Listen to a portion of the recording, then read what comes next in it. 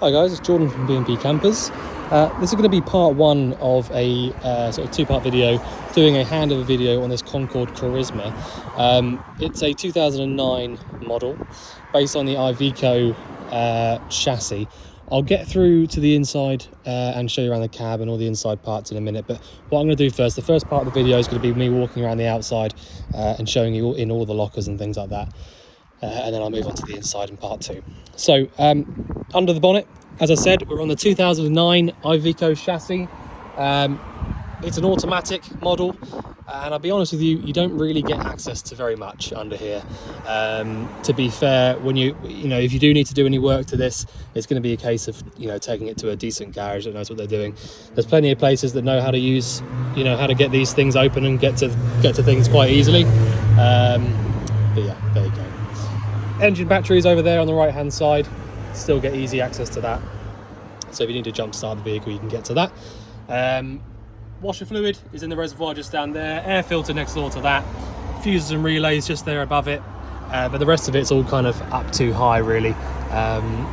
The air conditioning valves are just inside here, but yeah, there you go. So we've got the drop down wing mirrors from the top on this one, because it was on the slightly sort of bigger chassis there. Charisma model, and we've got the hydraulic legs down at the moment. I'll show you how to use that whole system in just a minute. It's the EP hydraulics system, and the dials for that are just here inside the habitation door. Also, just whilst we're here, it's on the 6.7 ton chassis, so it is quite heavy, but it is below the 7.5 ton limit before you have to start going on to sort of lorry licenses and things like that. So the first locker that we get to is going to be this one just down here. So you will notice that it goes right the way through to the other side. This is your double skinned area. So this is the floor that goes straight down to the ground, and this is the floor that you stand on inside the vehicle. So you've got about a foot of insulation, additional space and storage, and so that really helps with the insulation of the vehicle. A couple of little chocks just there to stop you rolling around, and the little box just above that is actually to do with the lighting of the vehicle. So you haven't got to do anything with that, but it's all to do with the lights on the outside, that is. We've then got the electronic step, which comes out nice and easily with this little switch just here. So I'll show you that working. You've then also got an external light button just there, and an internal light button there as well. So that does those lights just up there around that skylight. So you can sort of turn those on and off really nice and easily from just there. These two switches just here are to do with the lights on the inside of the vehicle, and we'll get to that when we get onto the second part of the video. Whilst we're here, the EP hydraulics, you've got the option on here of a few different ways of using it. The system's on at the moment, and essentially it's telling us now that we can put it in a few different ways. We can put it on auto,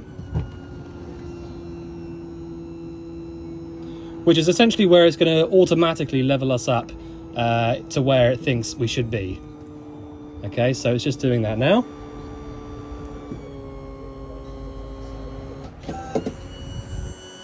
So if we see what's going on, it's just moving that one over there.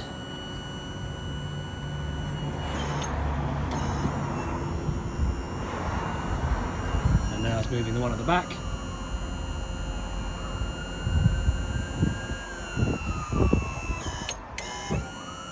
Okay, so essentially what it's going to do is it's going to go through its process, and it's going to level up the vehicle for us automatically, hence the automatic leveling system. Okay, so that's the idea behind that. It will do it by itself. This in here is the hydraulic pump for it, so that's what's making all that noise when you're pressing the buttons. The other thing you can do on it, if you want to adjust it manually, you can press this little hand button here. Once you've pressed that, you'll then be able to adjust the hydraulic rams manually by pressing one of these four buttons. So you can adjust them literally one by one, however you want to do it. All right, but that's the hydraulic system. When you start the engine up, they will go away. They will bring themselves up automatically, so you cannot do it. You can't just drive off with them still out. But yeah, so that's the EP hydraulics. If you do want to just put them all up by yourself, you can press and hold on this button just here, and it will lift all the rams back up to their closed and sort of drivable position. Below that, we've also got the Fiamma electric awning. So normally these awnings up here are wind out awnings that you have to do with a winder, but this one is electronic. So if I just show you that, I'm going to press down on this switch just here to extend it, and it comes out really nicely, like so. Now obviously if I was on a campsite and I didn't have other vans this close to me, I could get this way out and put the legs out, but I can't because I've got other vans next door. Just going to retract it all the way back out now, or back in, sorry.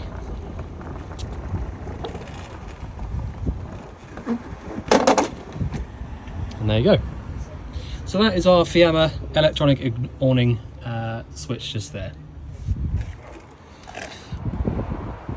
So the next locker, we've just got more storage space in here, to be honest. A couple of pipes here to do with your heating. The silver one there with the rubber hoses on it are all to do with the heating.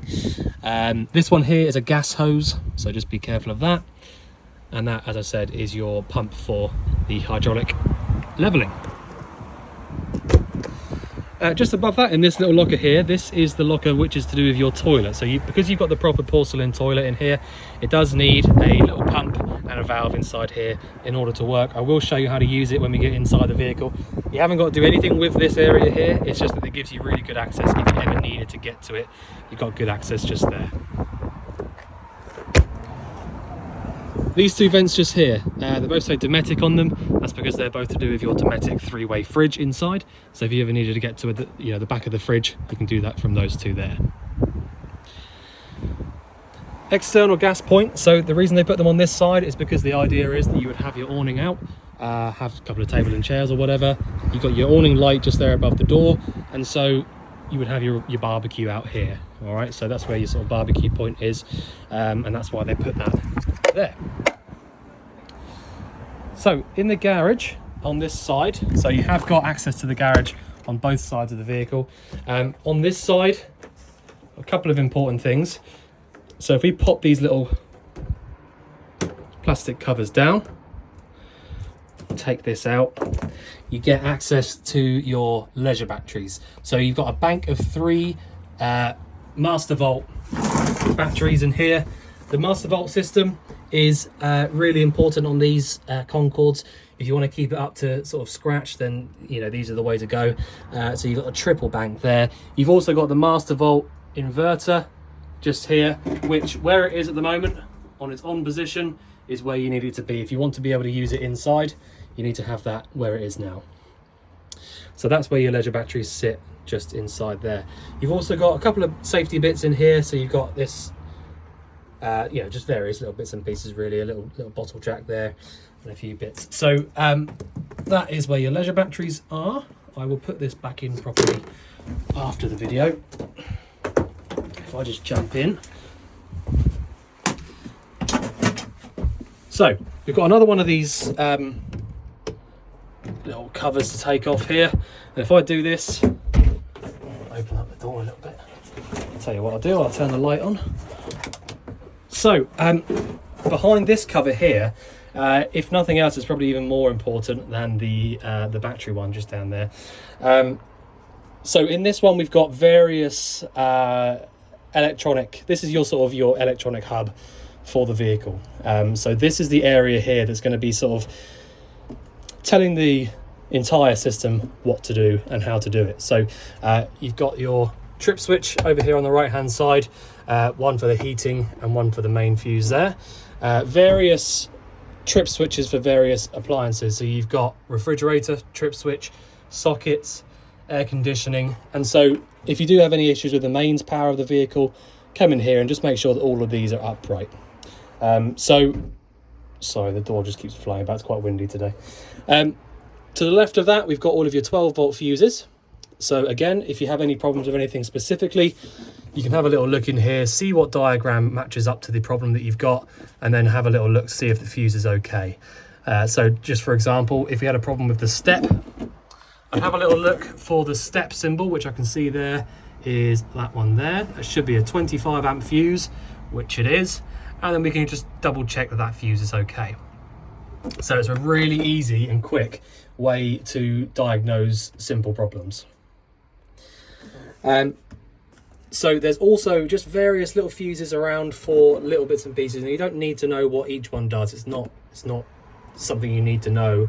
You know, I don't know exactly what everything in here does, but so you've got an awning switch, an awning fuse, yeah, various fuses all over the place, but again, we've literally just taken it to Magic Motorhome man Andy, and he has done the full habitation check on this. To be honest with you, he's the man that knows, you know, all the ins and outs of these Concordes. He's the expert with them, so he's gone through and given it a good inspection, good habitation check. So everything is as it should be at the moment, and fingers crossed you won't get any problems at all. Next door to that, we have just got this little solar module here as well. So you have got the solar panel up on the roof, and I will show you when we get inside of the vehicle, I'll show you that our battery voltage is actually really, really good. Bearing in mind there's no hookup cable plugged into it. The only thing charging the leisure battery up is going to be the solar panel. So I'll just pop this back on quickly. Now in the garage here, we've also got an external hot and cold water point there as well. So if you did want to you know, have external hot and cold water, that's where your point is for it, just over there. And I suppose the idea is to use it outside this other door here. Other than that, I think that's about it for the garage. So what I'll do is I will walk around the other side, and to be honest with you, the other side is a little bit more there's more to show on the other side, to be fair. So the first locker we're going to get to, I mean, I've shown you around the garage. There's nothing else in the garage to show, to be honest, so I'll carry on past that. So this locker just here, this is all to do with the boiler and water. So we've got your fresh water drain off point just here, which is this big handle. So if you see what happens when I pull this down, fresh water starts coming out from there. We've then got another drain just here. This is a pipe drain. Okay, so if you wanted to drain out your fresh water, the thing that I would do basically is put your pump on and just do exactly what I've done there. So open up this fresh handle and this one here, and it will drain out all of your fresh water nice and quickly. You've then got the little yellow handle at the back just there. This one here, and that is the drain for the boiler. So if you wanted to drain the boiler out of all of its water, you lift this little yellow tab upright, and all the water from the boiler will drain out onto the floor. And you can just hear the pump getting itself back up to pressure once I've done that. So nice and easy on that one there. Underneath that, I'll just shut this locker up now. Underneath that, we've got this, which is your generator. So I will show you how to use that when we get inside. It's super easy to use and working really nicely at the moment. I couldn't get it to light up when showing the customer around it, but it's because I didn't realise there's a little choke button you have to be holding in order to get it to light up. So I'll show you how to use that in a minute. It's working really well. So the next locker along, we've got, well, first off, we've got this, which is our freshwater filling point. So filling up your fresh water goes into there. The tanks on these are normally about 200 litres, so really, really big tanks. And so it's going to take you a little while to fill that fresh tank up. Inside this locker, we've got the 240 volt hookup. So the idea is that you would put this little thing here through this gap in the floor and then plug your hookup cable into that. We've then got a main socket just there as well, and I would presume, there you go, a 12 volt socket next door to that as well. Right, we've then got two waste points here. So we've got the wastewater, so that's just your normal drain waste. So if I pull on that one, I haven't put enough water down the tanks just yet to get that to come through. And your toilet waste. So the toilet waste is obviously the more important one that you need to know about. In the cupboard, where am I looking? Where was it? In here. In this cupboard just here, this grey pipe is the one that you need to use for draining out the toilet waste. And you can basically just pour it down any sort of manhole, normal drain cover, like that, and it's going to be basically just draining out all the waste that's gone down into the toilet tank. All right, so basically underneath, I'll just show you here, underneath you've got this little valve here. So essentially it's really easy. You lift these both up when you've got something attached into it. So you've got a little rubber end on that hose there. You plug the end into here and then lift these up, and it will lock it in position. So then you've got sort of a couple of meters worth of pipe to drain it out into wherever you need to drain it out to. So that's where the toilet waste will come out from, and the wastewater as well. So you can sort of put it wherever you need to put it. Obviously it's not ideal. If you didn't have that option, then you'd have to drive over exactly where you need to drop it out. But where you've got that option there, you can plug it into the bottom of that drain and put it pretty much wherever you want it. So next door to that, we've then just got loads of pipe, all for sort of different options and ways of filling up your fresh tank. You know, if you're at a campsite and their sink or their tap is, you know, too far away for you to get it nice and easily, you've got all of these. Previous owners left all of this in basically, so we'll leave it there for you as well.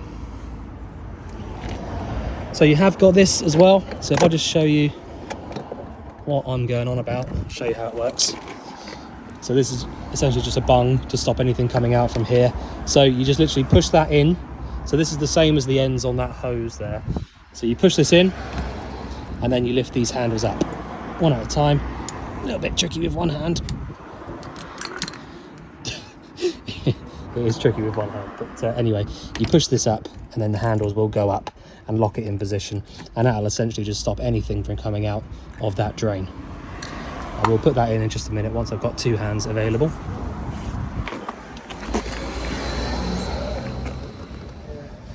Also, just whilst we're here, we've got this little box just here. This box is full of the different adapters that you need for the refillable gas. So these are all adapters for different countries. I can see this is the English one just here, actually. So there are all your adapters just in there for the refillable gas. Now, the refillable gas itself. So this is the actual tank itself. This is the actual gas tank. You can turn it on and off electronically from inside, which again, I'll show you how to do when we get into that. But this is your regulator. This is a new regulator. They had to fit a new one as for the hab check. Previous one was about 10 years old, so it needed replacing really. So you can manually turn this bottle off. So this little valve just here, if you turned it all the way round to the right clockwise, it would turn the gas off and it would stop any gas from running through the regulator and going into the vehicle. You've then also got the filling point just over here. So again, as I said, you can take this out and replace it for the whatever country you're going to. Normally has different valves for the gas, so you will need to change that every now and again. Sorry about that. So you will have to change this every now and again if you're going to go to a different country. So yeah, as I was saying, you don't need to turn this off all the time because you can isolate the gas from inside the vehicle, which is from this little valve just here. So it will electronically do that. That's why you've got this little power cable running into here. But yeah, there you go. So we're going to leave this open for now, leave it on, and I will put this cover back on in a minute as well. Again, it's easier with two hands. But basically, you just push this cover on front ways onto here, and then you've got this little key here to turn to lock it up.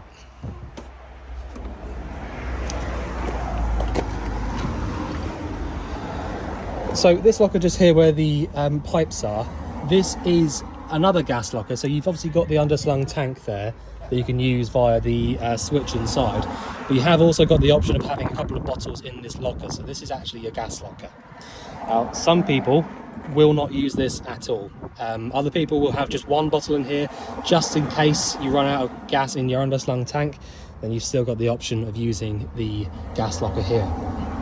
All right, the little valve at the bottom, the little red valve is basically, so if I just show you, this pipe here at the bottom says gas tank on it. That's the pipe coming up from that underslung tank. If you had a gas bottle plugged in here, then you can basically turn the bottle on, it will then go down into this regulator and to this valve. And all you need to do then is twist this valve so that it accepts gas from this bottle rather than the gas tank. So whichever way you've got this little valve twisted is the bottle or the tank that's going to feed the van, which goes into this pipe here. So hopefully that makes sense. But that there is the valve that basically changes between gas tank and gas bottle.